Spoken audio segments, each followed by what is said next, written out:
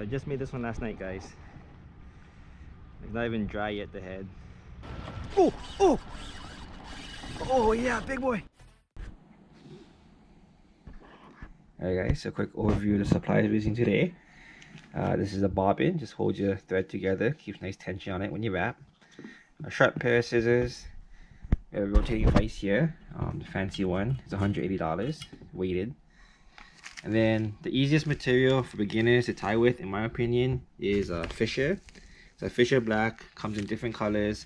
It's a nice stiff material that doesn't slide too much, so it's really easy to tie with, especially if you're beginning. Then you need some sort of lateral line. So this is lateral scales. It's just a little shiny kind of thing. You also swap it out for any kind of flashable. So here we have a big pack of all different colors and whatnot. So once you get used to tying the actual methods, you can try to start playing around with different materials. I highly recommend getting one of these bags. I don't know what the brand is actually. It's, let's see, BW Sports. So basically what you can do is organize all of your material based on what you're tying that day. So for example, I have all my Mapache fly material in this one.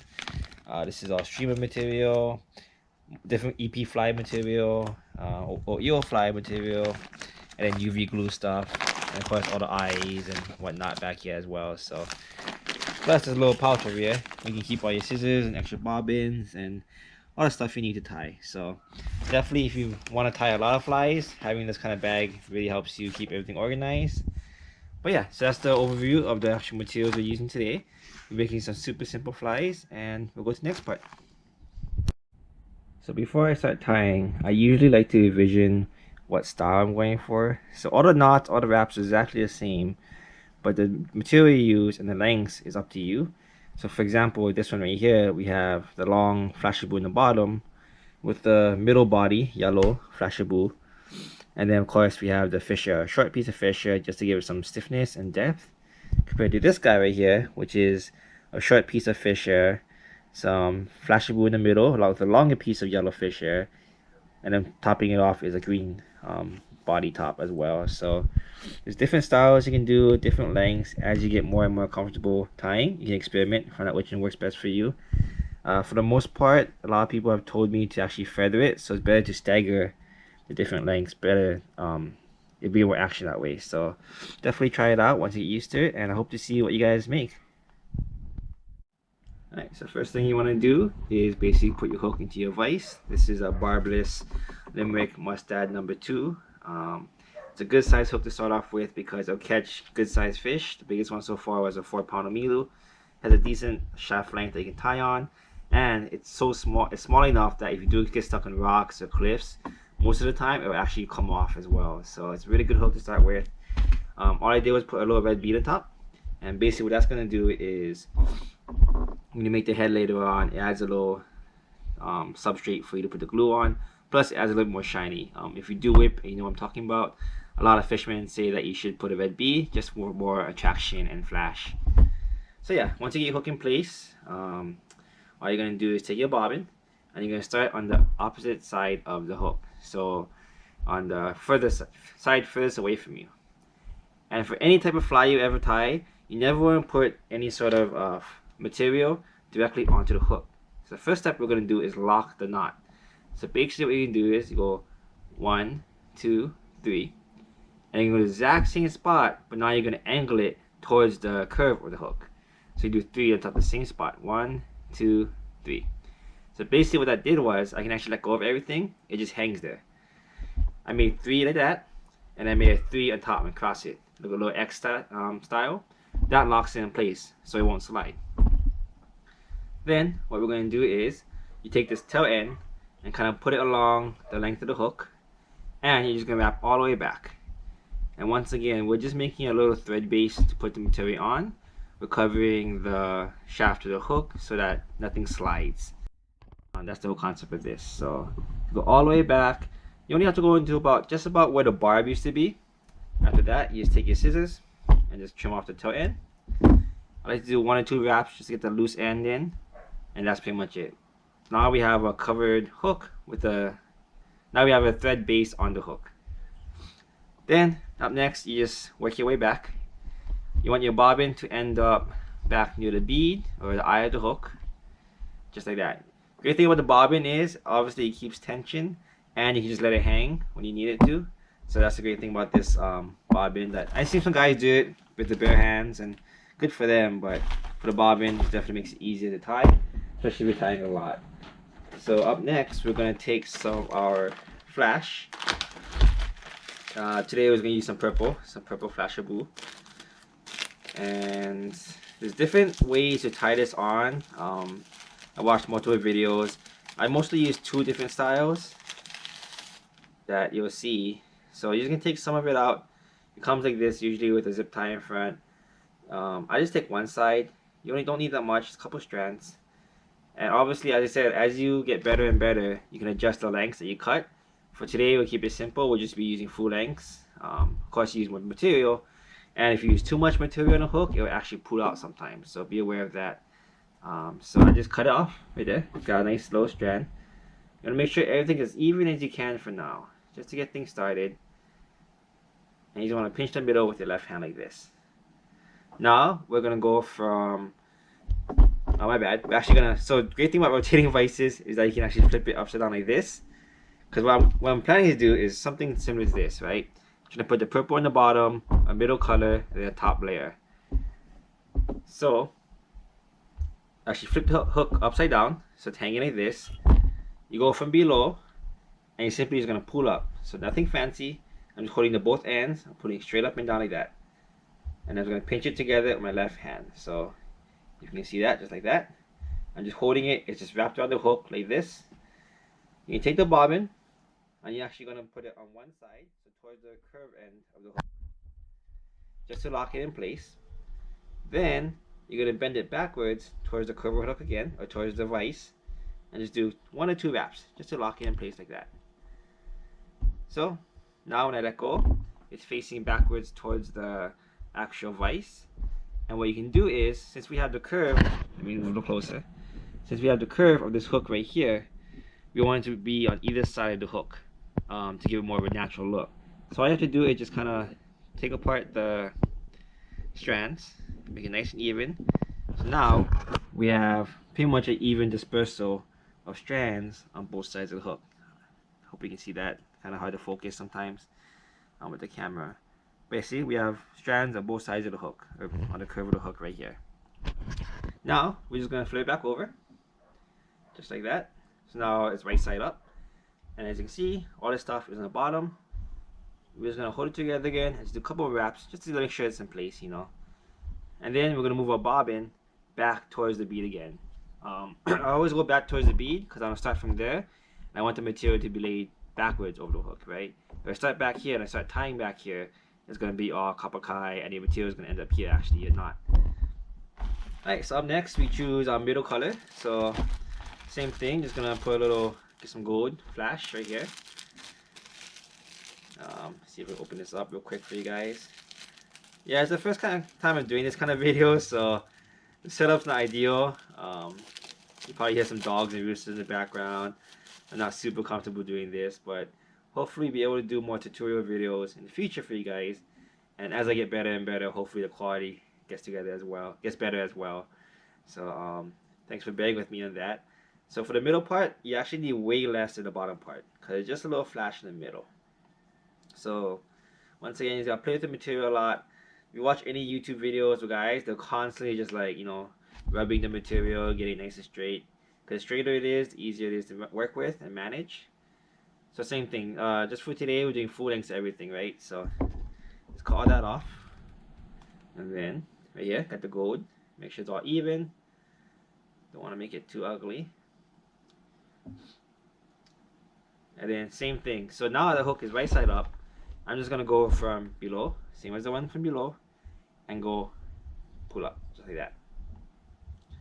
And just pinch it up. So literally just your material is going up, and then you're pulling up like that.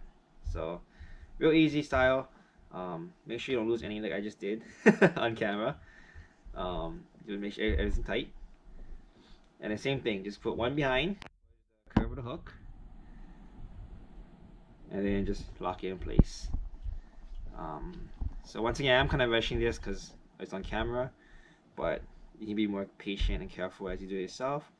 So what we did just there is, if you can see, we have the purple on the bottom, the gold on top. That's gonna be our middle layer. So pretty straightforward so far. Hopefully you guys are following along really well, pretty easily so far. And once again, move the bobbin back towards the red bead. So always wrap away from yourself when using the bobbin. You can wrap towards yourself, but you always want to go the same direction. Whenever I'm teaching guys at the store and stuff, I always see guys like they start off going forward. Next thing you know, they're going backwards. You're just undoing your wraps. So keep it simple. Just go all the way, always go forward. Nothing fancy about that. Right. So we have 2 layers. Now for the final layer, I'm just gonna add some fish air, like this. So once again, fish air is a really easy material to work with. It's stiff, but it doesn't slide compared to like other materials. So I'm just gonna put a little bit. And the reason, well, my reasoning of why I want to mix materials is this flashy blue is really great. It attracts the fish, but it's so sparse and thin that when it's wet, it kind of looks like this. And the fish, the predators or the fish trying to catch, Omilus and stuff, they're gonna see like this very thin profile. There's not really too much depth or physical mass there, so they might not grab it. So what I always do is I like to put a little bit more of a physical or stiff type of material as well. So same thing, take a little bit, just cut it off like that. I just dropped my scissors. Yeah, just a little bit. And so this is a second style of material, of tying material you can use, tying method, sorry guys, tying methods you can use to put this material on. So all you're going to do is make sure everything's kind of even again, all nice and even. You're actually just going to put it straight on top of the hook. Real simple. So one thing to be aware of is this is the time you can adjust. I can't see on my black shirt, huh? There you go. You can adjust the length of your tail or back end of your material by moving up and down.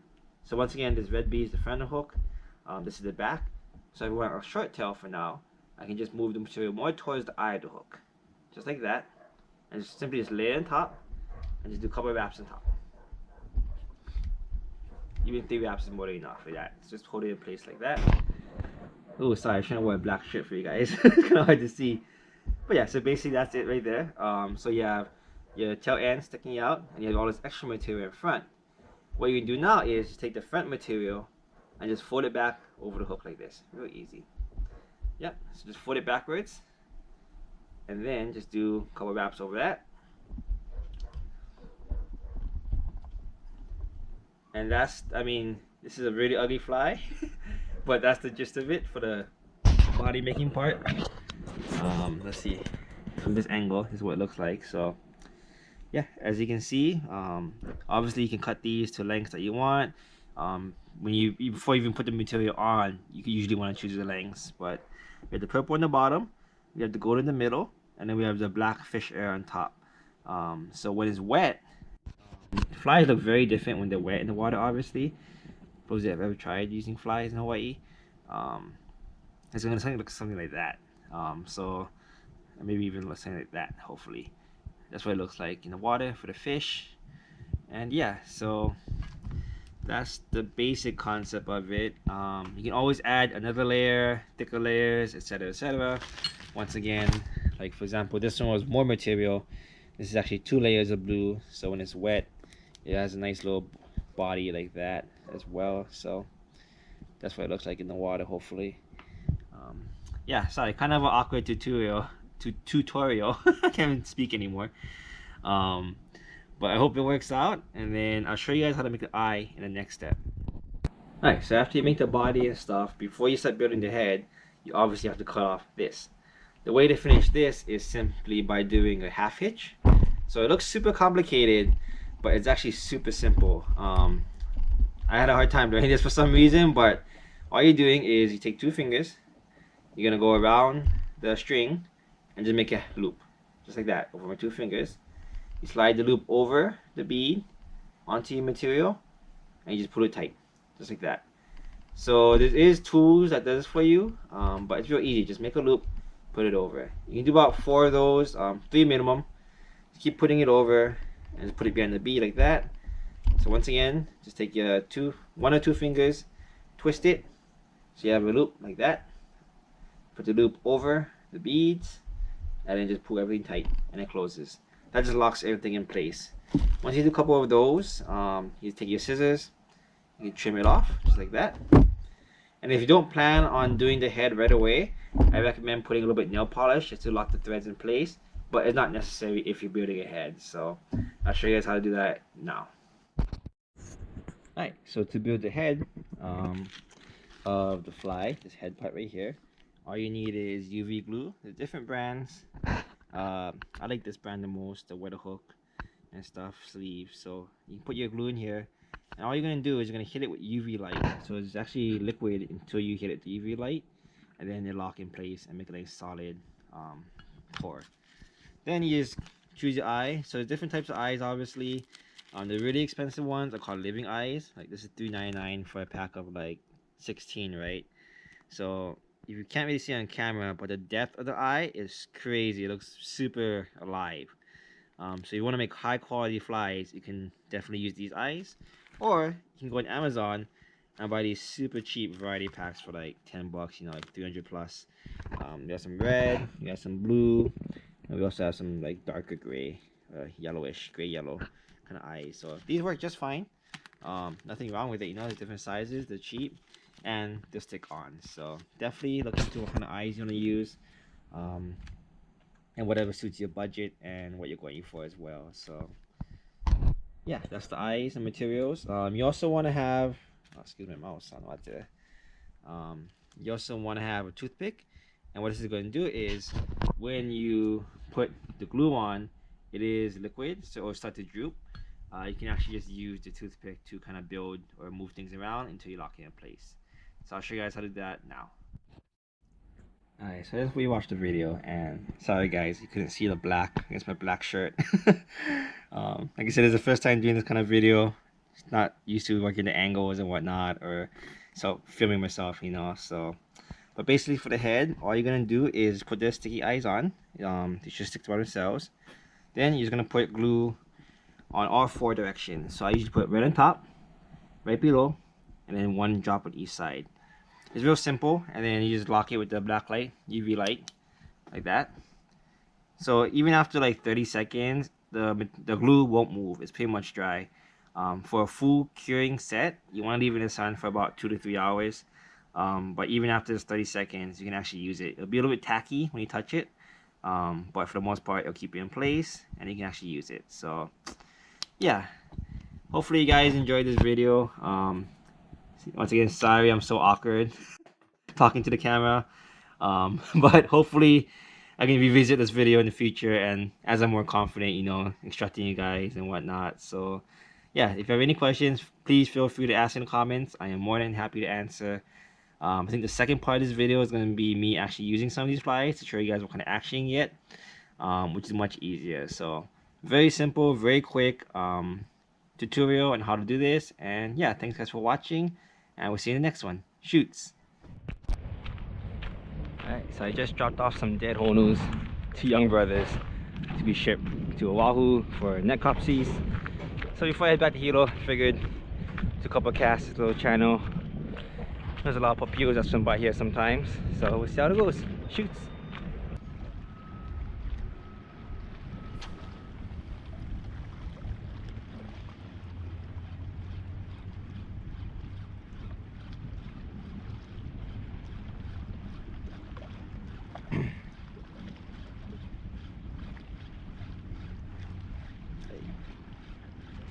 Ooh. Big boy.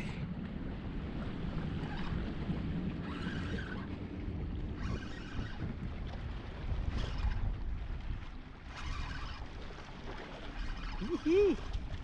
Small papillo. Yes sir. On the barbless fly.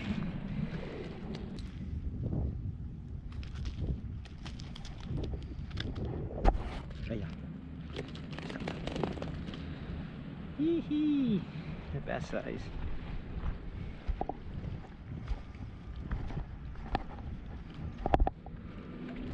Go ahead.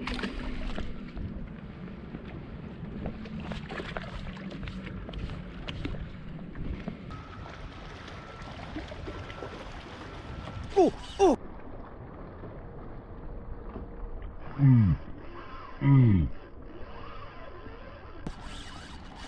Oh yeah, big boy. Oh, came off. Oh man. The whole school of them. Oh man. It's like 3 of them, guys. First cast in the red fly. Yawn.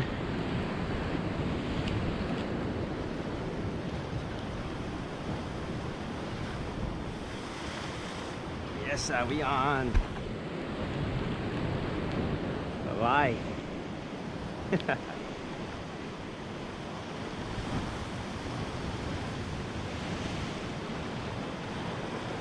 Oh, nice lie.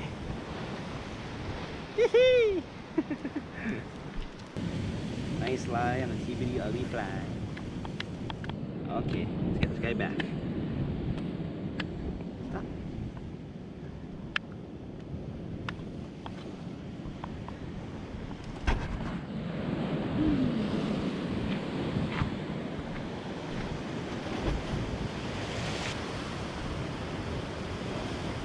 Oh, somebody's chasing it, yeah. There you go. Woohoo! Another lie.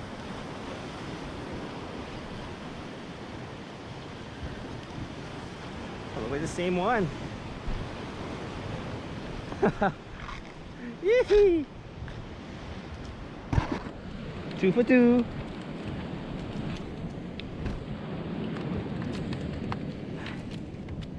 Yes, sir. Same size.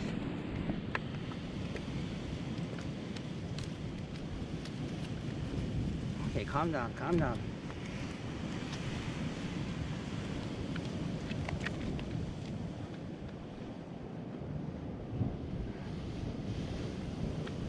Go, Barb, let's fly. Come on, buddy, calm down. Calm down. There's a lie. Oh, it's gonna strike on the barbless fly. Nice lie. Right in front.